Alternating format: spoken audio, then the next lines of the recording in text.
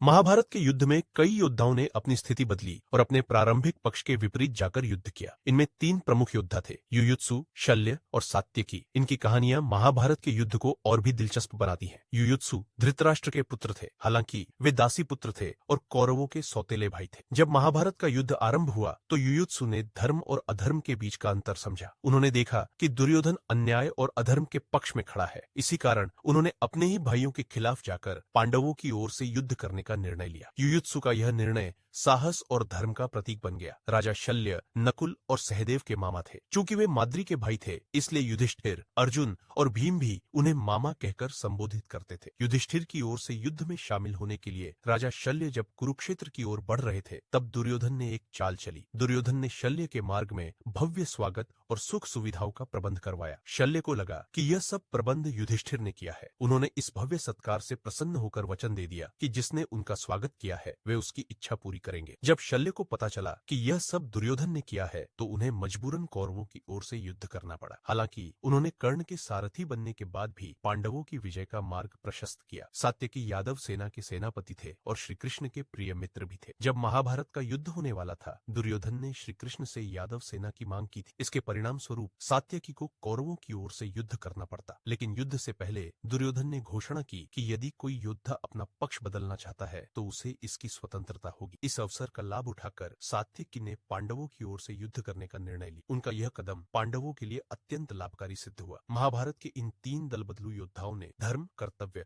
और परिस्थिति के आधार पर अपने पक्ष बदले। युयुत्सु ने धर्म के लिए अपने भाइयों का साथ छोड़ा। शल्य ने अपने वचन का पालन करते हुए युद्ध किया, लेकिन पांडवों की मदद, और सात्यकी ने अपने आत्मनिर्णय से पांडवों का साथ दिया। इन तीनों की भूमिकाएं महाभारत को और भी अद्भुत और रोचक बनाती है।